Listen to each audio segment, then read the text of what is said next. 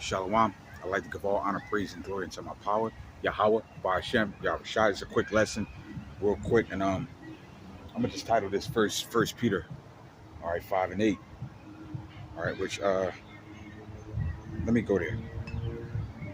Let me go there. Then it's an article that I want to read because we're definitely in some very wicked times, and I pray that this lesson is edifying. This is First Peter 5 and 8.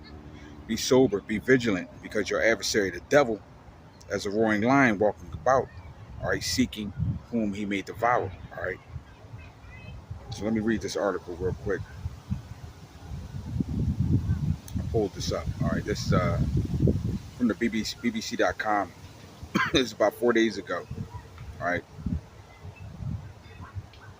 All right. It says mom who Cain scolded her son, murdered son, jail. All right. But just listen to this real quick. All right. It says a woman who Cain scolded and murdered her 3-year-old son has been jailed for at least 25 years. All right. Christina Robinson subjected Willanaya to extreme cruelty in the weeks before his death in November 2022. All right. But it says the 30-year-old had denied killing or injuring her son, who had suffered extensive and excruciating burns to his bottom half, but admitted caning him in accordance with her religious beliefs. Robinson of Upshaw Moor near Durham was jailed for life with a minimum term after jurors found her guilty of murder and child cruelty. All right.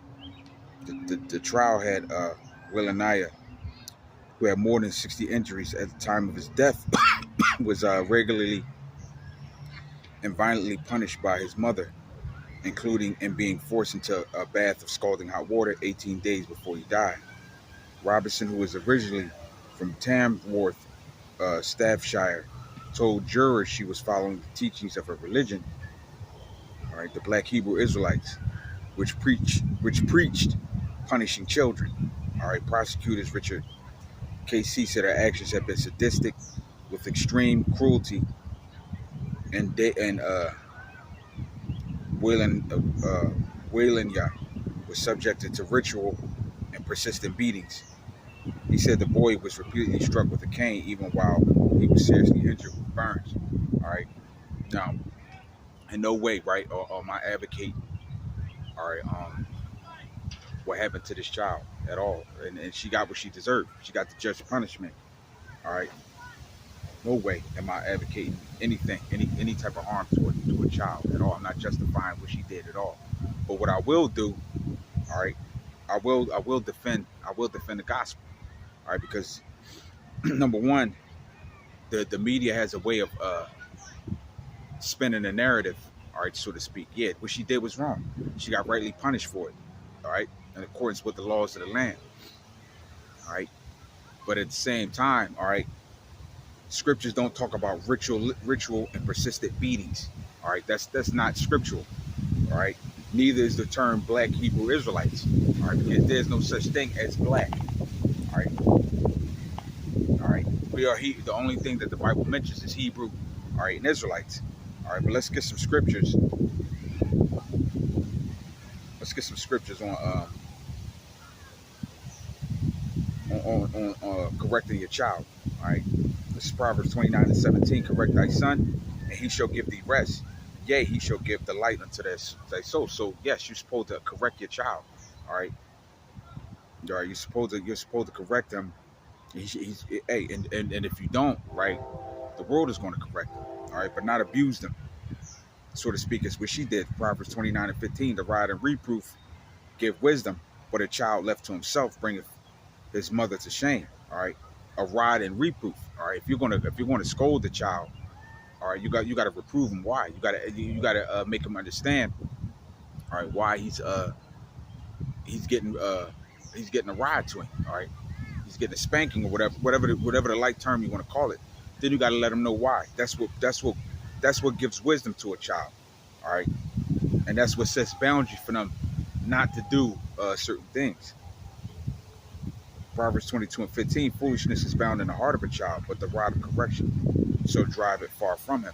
All right, and a prime example, all right, you look at here, man. All right, this place um, does not penalize too much wrongdoing.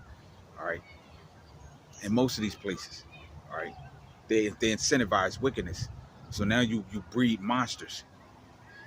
All right, you breed up, you go up, you breed monsters, you breed people that are not productive to so-called what you call quote unquote so-called society, man. All right. Proverbs 22:6, train up a child in the way he should go, and when he is old, all right, he will not depart from it.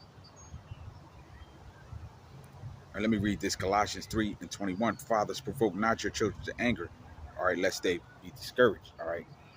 So you have to encourage, all right, and correct and reproof a child. All right, all those things work hand in hand. All right. And let me go here. All right, because according to scripture, there's a just there's a I'm not gonna say just, but there's an explanation for for for this type of behavior, for this type of behavior. All right, what you see. All right, I'm gonna go here in the book of Deuteronomy 28.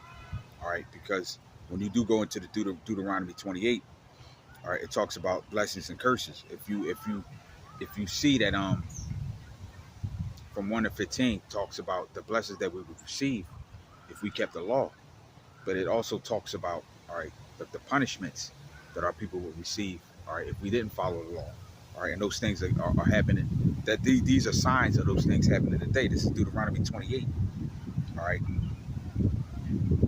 and 56. The tender and delicate woman among you, which would not adventure to set sole of her foot upon the ground for delicateness and tenderness, her eyes shall be evil towards the husband of her bosom, and toward her son, and toward her daughter, and toward her young one that cometh from between her feet, and toward her children which she shall bear.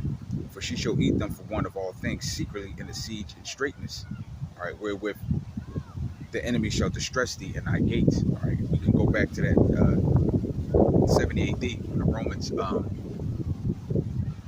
sacked Jerusalem, when Titus sacked Jerusalem. All right, if you read in the book of Josephus, all right, it pretty much talks about how our people was eating their own children. All right, that was a curse, but ultimately here as well. All right,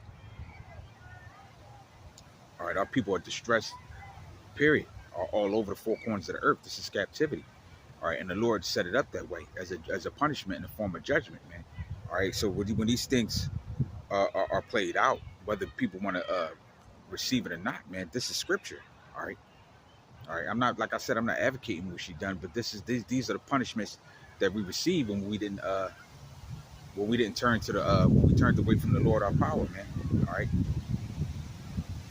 so it's prevalent that the main reasons why we're out here, why we preach, and we want to get out of here, man. All right, nobody wants to live in a society like that, man.